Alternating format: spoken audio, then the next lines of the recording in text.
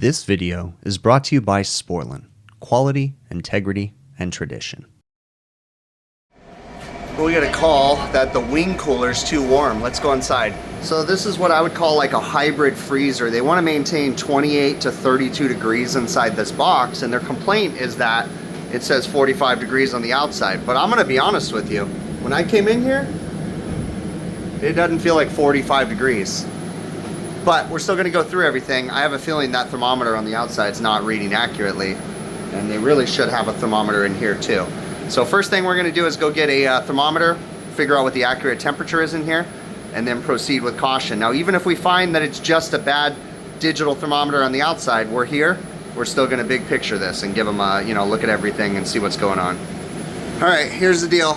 My thermometer, like I thought, is reading the right correct temperature inside the box, 28 degrees. I went back here. This was shoved all the way into the wall and pushed up against the box right here, and it wasn't reading the accurate temperature. Once I pulled out the slack and moved it up to here, it's now reading the right temperature, and I'll show you guys a picture. So with that being said, we are maintaining the proper temperatures inside this box, 27 degrees in the return air temp, but we're not gonna stop there. We're still gonna go through the system. We're here. I'm already noticing a few things. So we're gonna get onto the roof and have a look and see what's going on up there. All right, this is my condensing unit for this guy. Years and years and years ago, I had a compressor change out on this. Someone left this right here. They just did a roof here. Well, doesn't look like they did an amazing job. And then this is also location where they just got 2 new ACs, and then they changed one of the wrong units.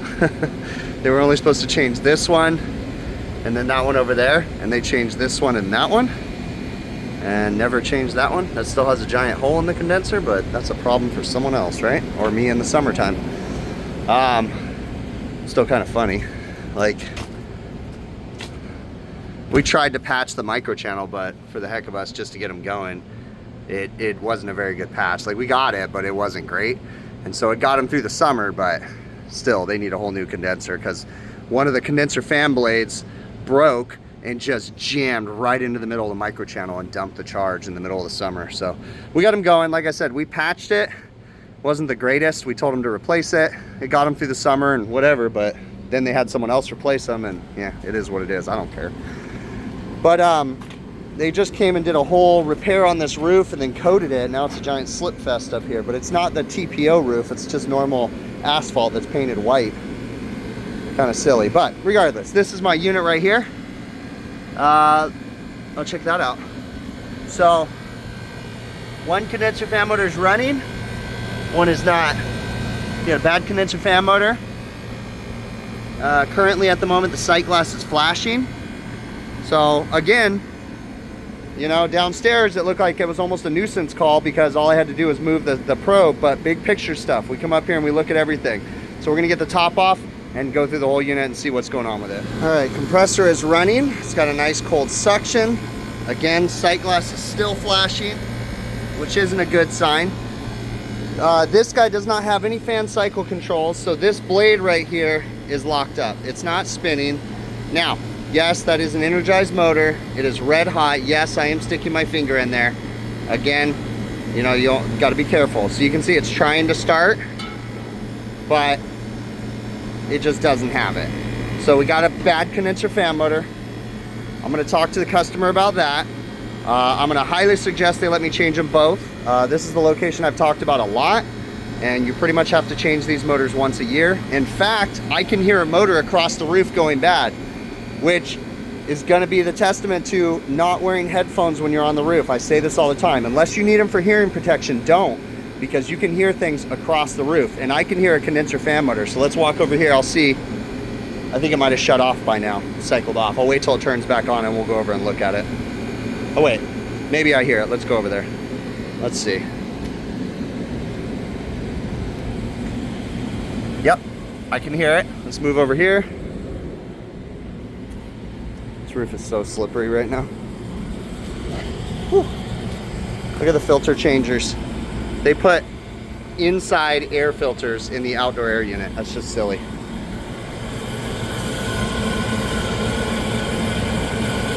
You guys hear that sound? It's got a motor that's got bad bearings. Looks like it's iced up too. Yeah, they got some problems, but yeah, they got a motor problem in this, so we'll bring that up to them too. But right now, my priority is the wing walking. I'll tell you, this equipment is a very good candidate for replacement. This condenser, and I am going to talk to the customer about that, but this condenser is shot. Like, it's just smushing down right here. Like, it's a little dirty. Definitely needs to be cleaned too, but this is some old equipment. Looking in here, let's see, the defrost clock seems to have the right time on it. It's currently about 12:40. It says about 1. That's pretty darn close. So it's definitely a dumpster fire as far as the wiring goes. But all right, well, so far the unit had a bad door. Well, the door temperature sensor alarm was reading inaccurate temperatures, and the manager was using that to diagnose or to, you know, evaluate his box temps. When in reality, he should only use that as a gauge and then go inside and confirm with a second thermometer. And actually, I think health code says that they have to have a second thermometer inside. Regardless, it just so happened that he called me because just the door was saying it was warm. I walk in and it felt like it was cold enough to me. So I put my thermometer in there and found it was, and then found that the sensor was shoved up and smashed by a box.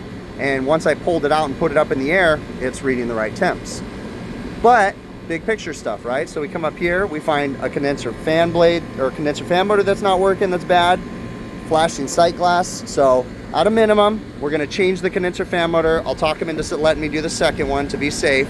We'll clean the condenser, we'll top off the charge, possibly look for a leak. But judging by the age of this equipment and the shape of it, it's time for them to start considering replacement. Now also, when I say that, it's not just because it's old. This equipment can be saved and it can operate for years to come. This is a very proactive customer that doesn't like to dump a lot of unnecessary money into their equipment. I'm gonna put fan motors in it and not give them the option about that because I don't wanna have to come back multiple times in the process of them ordering equipment, but they actually order their own equipment and they'll just be like, change it, and then ship equipment to me without even asking me. So I'm gonna put fan motors in and I'm gonna go down and talk to the manager and let him know what we're doing. But the fan motors are just gonna get us by because I don't want this equipment to crap out in the meantime and me have to come out multiple times. And then also we'll clean the condenser and like I said, we'll top off the charge. At this point, we'll look for a quick leak, make sure it's nothing major, and then, you know, go from there. For now, went ahead and pulled both condenser fan motors and blades out so that way I could access the back side of the condenser. This is a microchannel condenser, so when you clean it, first off, the water goes through it really easily, so it'll just saturate a motor, as opposed to a tube and fin where it takes a little bit more effort to get the water through it. Next thing is you have to consider that it's a microchannel when you're applying cleaners to the coils too. You have to use microchannel safe cleaners. If you use the blue cleaners that are usually brighteners, those, sometimes you gotta do what you gotta do if it's grease, right? But those will etch the coil and just disintegrate the aluminum and make it not last very long at all. So always want to use aluminum safe cleaners. For me, I'm going to use the Viper coil cleaner, the aerosol.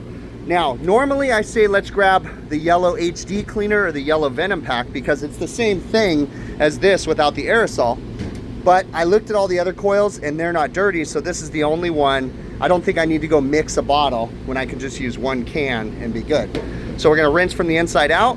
Then we'll apply the aerosol cleaner on both sides, then we'll rinse, and then we'll proceed. I talked to the customer with replacing both condenser fan motors. And then they also gave me the approval.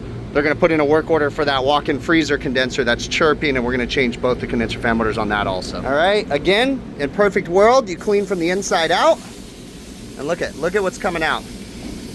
Pure mud. Now, they also just had a bunch of roofers up here doing a lot of work, so that got everything dirty, but still, they don't do routine maintenance here, so it gets pretty nasty.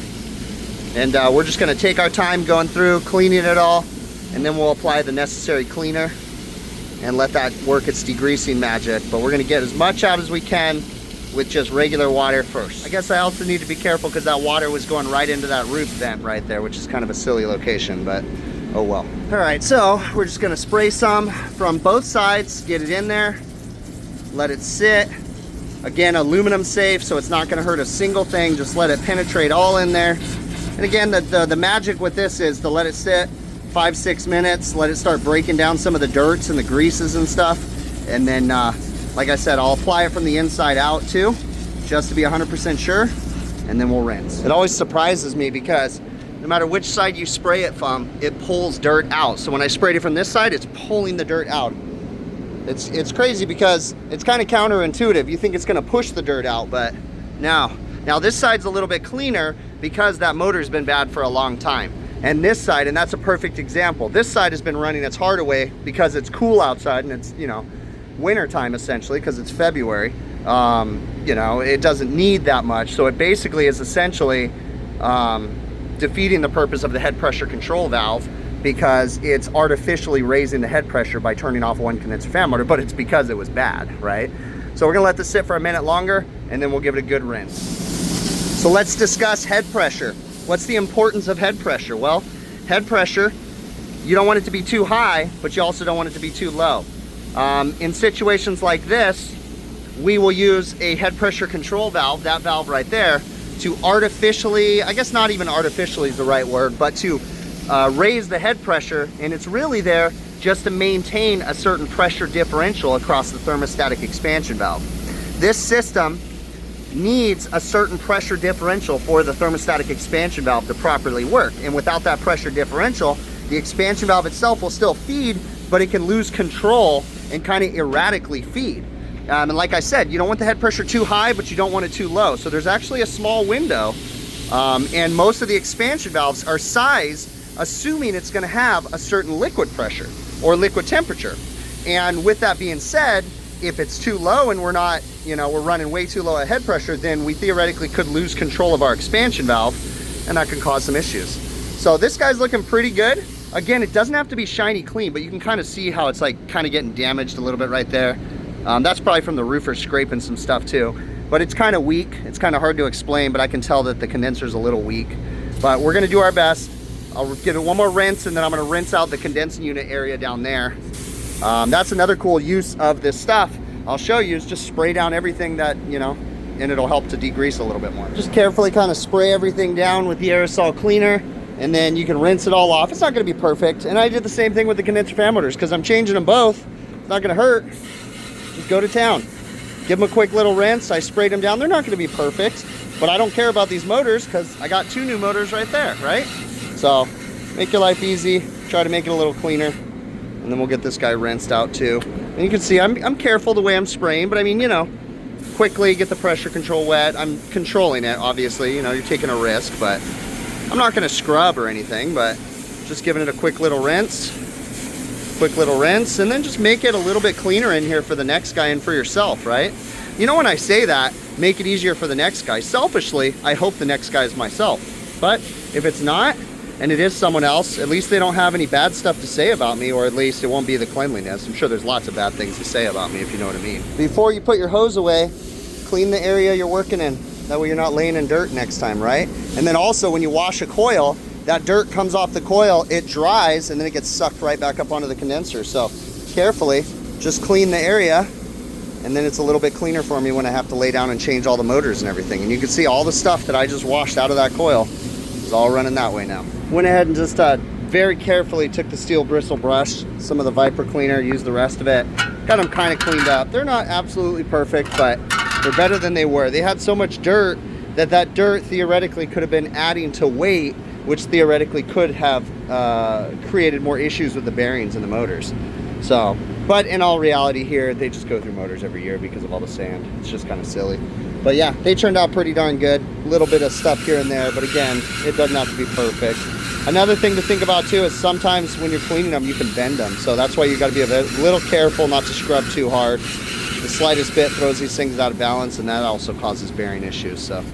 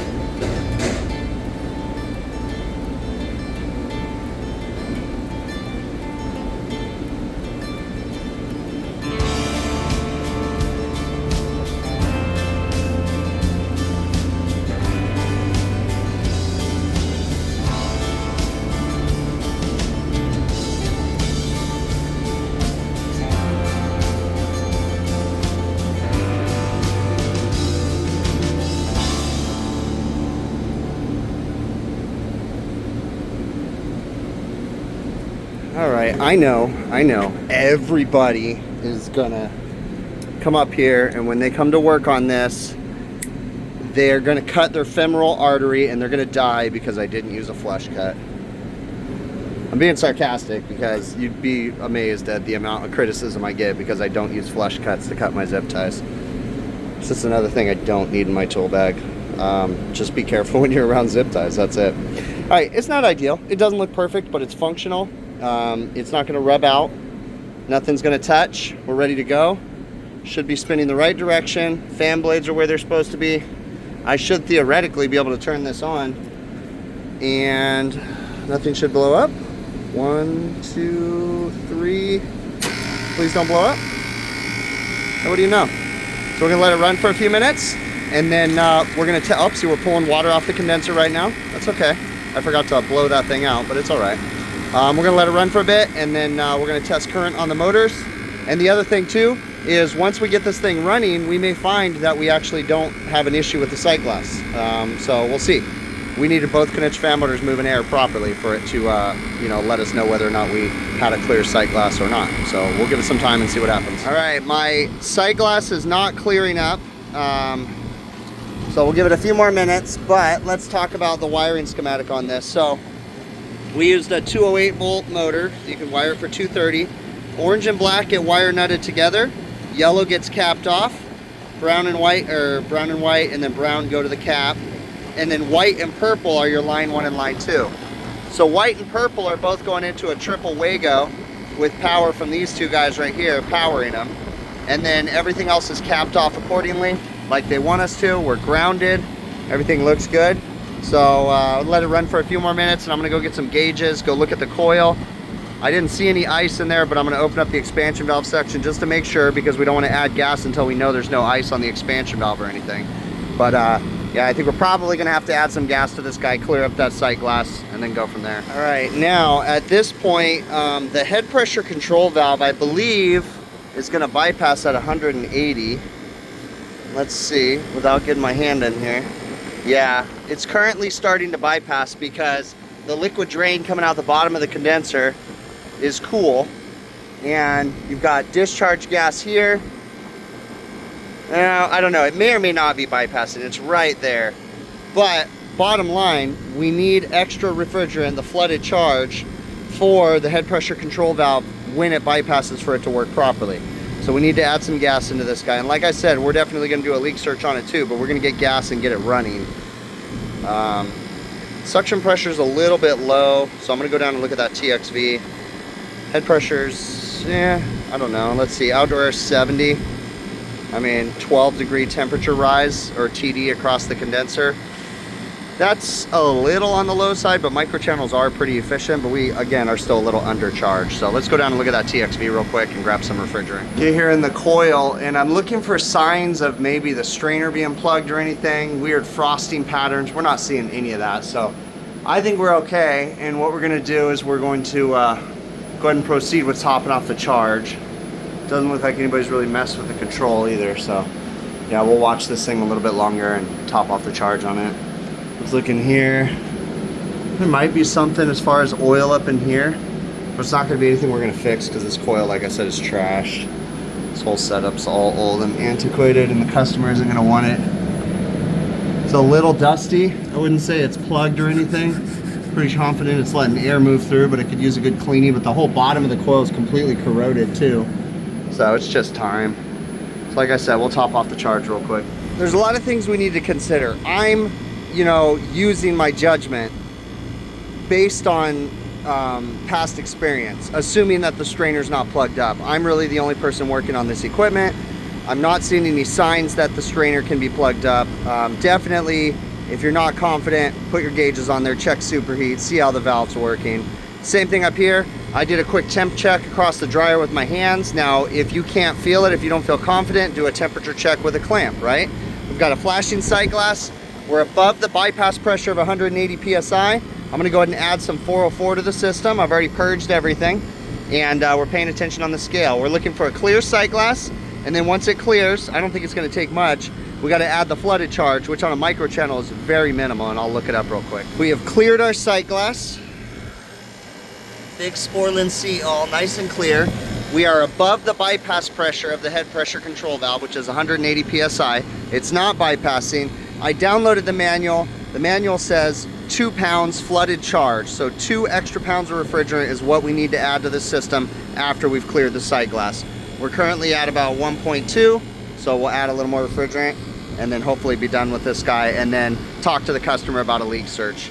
We're getting closer and closer to overtime, so I don't think they're gonna want me to really go digging into it. It was only a pound, 3 pounds short, I guess, of probably a 14-pound charge. So I don't think it's gonna be like anything giant. Now, this is actually zip tied, but they're gonna have to be careful putting the boxes here. The other thing is this is discharge air temp, so that's gonna kind of give them some false readings, but they'll still stack them here and they'll still break it and do all their stuff. But the box is pretty much down to temp. I'm just gonna watch it satisfy. All right, well, it's satisfied. That's a good sign. Still gotta go down and make sure it turns on and off at the right temperature because they're very specific about where their temperatures are at. So I'm gonna finish assembling the unit and then we'll head down there and then watch it cycle back on. Currently graphing the temperature, watching it turn on and turn off. I think I'm gonna have to make a temperature adjustment more than likely because they want 28 to 32. And looks like maybe, oh no, I don't think it's running yet. So we'll see, but I'm also comparing it to what their thermometer says too. Fresh off my trip, just getting home from Florida in the Orlando area. I was at the HVACR training symposium at the Kalos offices, actually specifically in Claremont, Florida. And it was an amazing time. Stay tuned. I'm currently in the midst of writing an article, opinion piece, or whatever you want to call about my experience. It was an interesting experience to say the least. Amazing, to be honest with you. So what a great time, and stay tuned. You'll see my work. It'll pop up on Facebook and all the different platforms with my opinions and stuff. It's, you know, when I went to the symposium, it was just a personal trip. I didn't really film much. I didn't really do much videos, anything other than interact with some amazing people. And it was a good time. It really was. It was just amazing. So on to this video. This was a service call at a customer of mine, and I've done some work on it before. Hybrid walk-in freezer is what I call it, just because they maintain right at about 32 degrees. Just a little different. Usually in a walk-in freezer, it's like -10, right? Now, this particular customer, like I mentioned, this equipment's in pretty bad shape. You know, I can certainly fix it. I can certainly search down leaks, but this customer really doesn't want to do a whole lot of that. This equipment has aged itself out. We put a compressor in it, I don't know, 3-4 years ago, something like that. And then we've done condenser fan motors every year. We put in 2 more condenser fan motors today. We topped off the charge again. The condenser coil's starting to deteriorate. The evaporator coil's smashed and deteriorated. I mean, it's just plain and simply time, right? So gave the customer the information. I'm waiting for them to make the decision on what they want to do. But at this point, I had to get it up and running, right? So I did a quick, fast and dirty leak search. Didn't show that on video, but, you know, nothing, you know, crazy going on. Really didn't pick up much, you know, but again, I was just looking for big stuff, right? We evaluate things when we're working on it.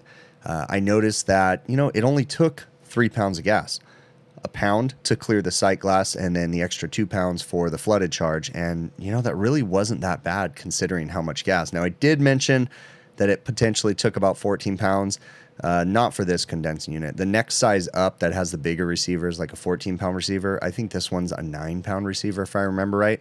I can just tell by the looks of them just because I've worked on enough of them.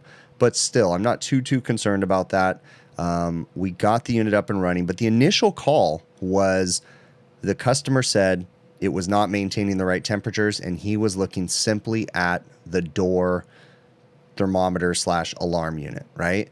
And when I got there, I walked in and I could see my breath and it felt cold in there. And I was like, wait a minute. So, you know, I put my thermometers in there, found that my thermometer was reading the right temperature inside the box. It's just their door / wall thermometer was off because someone had shoved the sensor wire into a really bad place and it just wasn't getting an accurate reading. And something I didn't mention in the video was the door wasn't closing because the door closure needed to be adjusted. So if someone opened the door, it would stay open. That warm air would pull in right to that sensor, cause it to read high temps. But we don't just stop there, right? I went through everything. We give it a big picture diagnosis. So I went onto the roof because there's nothing worse than me going out there saying it's working fine. And then, you know, we have a warm day and they call me back a week from now saying it's still not working again, you know? And it's like, well, but trying to convince them otherwise, it just doesn't work. So, you know, we go through everything. And I found that they actually had a bad condenser fan motor on the roof. It was actually low on charge. So we went through and we took care of those issues. We cleaned up the condenser, changed both condenser fan motors proactively, and went ahead and topped off the charge. Didn't find any major leaks. Now, I did mention in the video that the customer approved me to change the condenser fan motors on the walk-in freezer. I ran out of time to do that. So we will be going back for sure. We will follow up on the hybrid cooler / freezer. Because I did make some temperature adjustments. I adjusted it just a little bit warmer, so I want to make sure it's like right in line where they want it. So we'll definitely check on that when we go back to change the condenser fan motors on the walk-in freezer. I can't stress this enough, and I talk about this quite often. When you are working on a roof, don't wear your headphones unless you need them for hearing protection. Don't wear them because there's so much valuable information you can hear on that roof. I'm out there. And I saved myself an emergency service call on their walk-in freezer because I could hear a condenser fan motor chirping where it's about to lock up. We're in February right now, but before we know it, we'll be getting into warm weather, and that potentially would be the worst case scenario: Friday night, late Saturday night service call, or even a Monday night service call at 11 o'clock at night, and I have to drive all the way out to that location, an hour and a half from my shop, and to change a condenser fan motor when I'm on the roof today. I could hear it chirping. I bring it to the manager's attention. Now, I didn't get it done today, but I went ahead and brought it to their attention. So hopefully we're going to take care of it before it becomes an emergency service call. And that all happened because I was using my senses when I went on the roof. I was not there to work on the walk-in freezer. I was only there to work on the hybrid meat cooler, right? But I could hear things from across the roof. That's why I say don't wear headphones on the roof. Don't turn your music up really loud unless you need it for hearing protection, kind of a thing, right? Because you can do so much when you're on there. Remember something.